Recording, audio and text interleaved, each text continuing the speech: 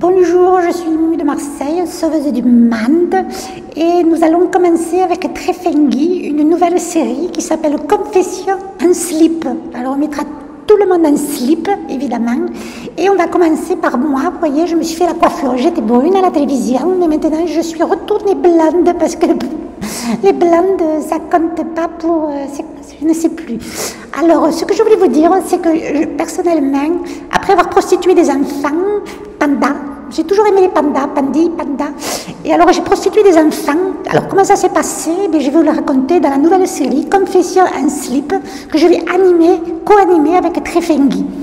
Alors, on va commencer à raconter mon histoire personnelle, c'est mon histoire de Mimi de Marseille. Et je vais vous raconter une histoire extraordinaire, pour commencer, qui m'est arrivée dernièrement.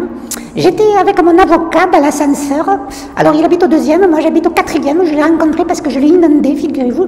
Et puis, l'ascenseur s'est déréglé. On est monté jusqu'au 12e étage de ma résidence de Ipanemax. Et figurez-vous que l'ascenseur s'est arrêté et mon avocat, José Tortinetti, m'a tringlé, mais comme une chienne, dans la nuit. Et alors, l'ascenseur... Et le fait que je sois devenue sa maîtresse, en réalité, parce que non seulement il me pique mon pognon avec des rêves illusoires, mais en plus, il me tringle le vieux. Alors, il faut se le faire, le José Tortinetti. Eh bien, figurez-vous que j'ai réalisé deux choses. Que j'étais sa maîtresse et qu'on était dans l'ascenseur. Et j'ai réalisé, que j'étais une maîtresse ascensionnée, figurez-vous. Alors, après avoir vu toutes les vidéos de la télé ébréchée de Babel Web, j'ai compris enfin ce que c'était d'être une maîtresse ascensionnée. Et je me suis dit, Mumu, vraiment, il faut que tu regardes ta vie en face, une bonne fois pour toutes. Alors, avec mon avocat, nous avons précipité une carte immédiatement, puisque je suis une maîtresse ascensionnée, je précipite des cartes, et j'ai envoyé ça directement à la police de Copacabanax pour dénoncer Trefengui pour harcèlement de mon corps de rêve, parce que je suis tellement belle, je suis tellement intelligente, je suis tellement irrésistible, que moi je suis au-dessus de ça. Quand je faisais des rallyes, je me faisais tringler pour tout le monde. Ils m'appelaient Mumu la suceuse. Vous imaginez? Alors évidemment, avec Réré du QAnon, le pédophile, vous savez, le frère du préfet de Sexe-Saint-Rémy, le narcopédo, Jaco le narcopédo. Ah, il est tellement intelligent, tous les deux. Ah, ils ont une mère qui était juive dans un camp de concentration. Elle s'est fait défoncer pendant toute la guerre. Et puis après, elle a épousé son tortionnaire de prison. Qui était le père, Freddy. Et Freddy a baisé Machulinette. Et alors ils ont fait deux personnages merveilleux. Ils ont fait Réré du QAnon, ils ont fait son frère narcopédo. Et alors grâce à eux, je suis devenue enfin une maîtresse ascensionnée. Ça m'a coûté cher, mais maintenant, je précipite des cartes de dénonciation calomnieuse qui vont directement m'amener à l'hôpital psychiatrique. En attendant, je me serais fait monter par le vieux. Et en attendant, surtout, j'aurais rencontré le plus grand agent de la CIA, blancheur de narcotrafic et exempteur de fraude fiscale, José Tortinetti. Et José Tortinetti, il est tellement laid, il pue tellement, il est tellement répugnant. Il me fait penser à mon père, alors j'ai un certain attachement. C'était Mimi de Marseille. C'était l'avant-première de ma prochaine série, Confession en slip, dont je serai la principale héroïne. La prochaine interview sera la mienne, et puis ensuite, c'est Mimi, présidente de toutes les Égyptes, qui nous racontera la merveilleuse façon dont elle a empoisonné la vie de tout le monde, en particulier la sienne. Et puis ensuite, on aura notre ami Réré du QAnon, qui nous racontera toute sa vie sexuelle merveilleuse avec sa fille, comment il a défoncé sa petite fille, après ça t'a fait défoncer lui-même. Et puis évidemment, nous allons continuer avec Alex Lamex. C'est un agent de la DGSX, la Direction Générale des Services X, spécialisé dans le pillage informatique et surtout le mensonge. On a eu la chance de l'avoir au pays parce qu'il logeait chez Tété Machate, une putain magicienne noire, très conne, très méchante, très vicieuse comme on les aime. Et puis son fils séropositif depuis très longtemps, lui qui est le dealer, qui nous a tellement abreuvés de cannabis, de cocaïne. Ah, c'était tellement merveilleux qu'on avait la grosse lesbienne. Si, Lolique Poitrix. Alors, elle était tellement merveilleuse, celle-là, avec ses gros seins et surtout sa grosse couche freudienne. C'était merveilleux. Dans Confession en slip, nous allons tellement rencontrer des personnages merveilleux qu'à côté, Matzneff, Alain Soral et Frédéric Mitterrand, ça ne sert à rien parce qu'on est tellement des maîtresses Ascension. Effectivement, les amis, nous allons nous retrouver pour toute une série d'émissions qui seront réservées à un public choisi, qui s'appelleront Confessions en slip, et nous allons retrouver les principaux personnages de sa conspiration, en particulier Christophe de Malebranche, le frère 3 points qui pointe, médecin, mais aussi pédophile en chef de la secte des Alpes de Haute-Provence, et puis tous les merveilleux personnages, évidemment Gonzague de Mortecorps. Nous allons retrouver le père François Régis, chargé de l'éducation et de la rééducation de la jeunesse et des potes dans la Sainte Église catholique romaine de la Tyrolienne, et effectivement tous ces merveilleux personnages que vous aimez tant dans sa conspiration, qui vont vous montrer à quel point la théorie de la conspiration, le conspidiotisme, ça s'adresse quand même à un public qui est un peu vulnérable d'un point de vue psychiatrique. Cet été, nous aurons ici même à Brasilia, peut-être même dans ce centre de conférence, eh bien, 3 jours de stage sur les distorsions élémentales. Donc, vous serez filmé si vous y participez. C'est en français, mais aussi dans les langues des participants. On va travailler sur les 5 distorsions élémentales. On va travailler sur nos traumatismes, voir comment ces traumatismes nous conditionnent à travers les 5 éléments. Donc, plutôt que d'avoir une thérapie freudienne,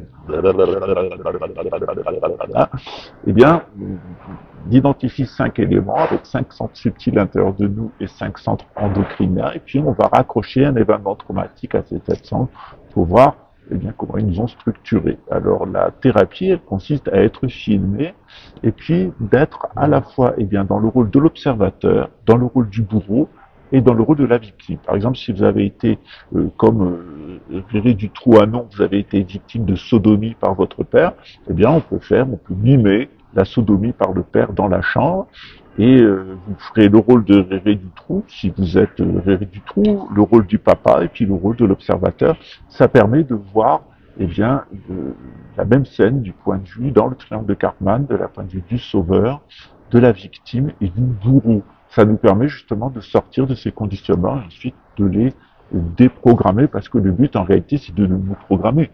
Si Réré du Trouanon s'est mis à baiser sa fille pendant des années et baiser sa petite fille pendant des années, et tout ce qu'il a fait à côté quand il était à l'armée et qu'il travaillait pour la grande secte des pédophiles et des narcotrafiquants, la merveilleuse école militaire de la République imaginaire de France qui s'appelle Saint-Pire, l'école Saint-Pire, capable du pire et encore plus que du pire et toujours du pire, c'est les Saint-Pyriens. Voilà.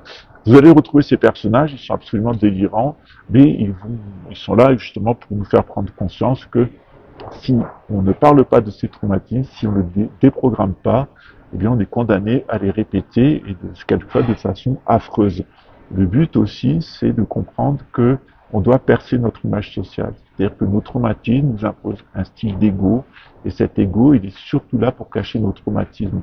Or, tant qu'on s'attache à l'ego et qu'on ne se défait pas des traumatismes, eh bien on reste une personne perverse, et passivement ou activement, on peut contaminer les autres, puisque les traumatismes ont aussi une incidence au niveau chimique, et que notre neurobiologie est complètement marquée par ces traumatismes, et que ces traumatismes se transmettent aux autres subtilement, chimiquement, sans même qu'on en soit conscient, ce qui explique d'ailleurs l'épidémie de pédocriminalité actuelle. Il faut replacer cette pédocriminalité dans le cadre d'une croyance, c'est ce qu'on fait sur cette chaîne.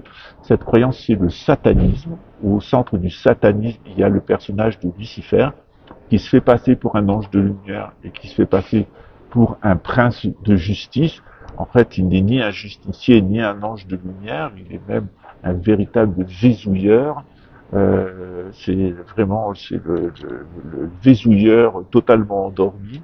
Et de l'autre côté, il se fait passer pour un prince de justice qui est encore pire, puisque il va dénoncer un certain nombre de choses qui peuvent être exactes, mais il va les dénoncer de manière tellement erronée et tellement stupide qu'en réalité, ça sert d'écran de fumée. C'est exactement à ça qu'a servi la théorie de la conspiration, c'est servir d'écran de fumée, de contre-feu. On a eu un contre-feu à l'époque des injections avec Hold Up, qui était assez mal fait avec des mauvaises personnes, et on a actuellement un deuxième contre-feu qui est fait sur l'histoire de la pédocriminalité par le même groupe. Je ne mets pas en cause la bonne foi de ces personnes-là, mais en réalité c'est extrêmement mal fait et ça sert de contre-feu justement pour cacher des faits réels d'empoisonnement public et de pédocriminalité. Tout ça, c'est à mettre en lien avec le satanisme, puisqu'il y a une idéologie du satanisme avec les 7 enfers du satanisme. L'objectif pour eux, ces pédocriminels et ces narcotrafiquants, c'est d'arriver au 7e enfer, celui de Lucifer, où Satan leur promet une certaine immortalité. Sinon, dans les 6 états supérieurs, eh bien, on est dans des états de l'oubli, disent-ils.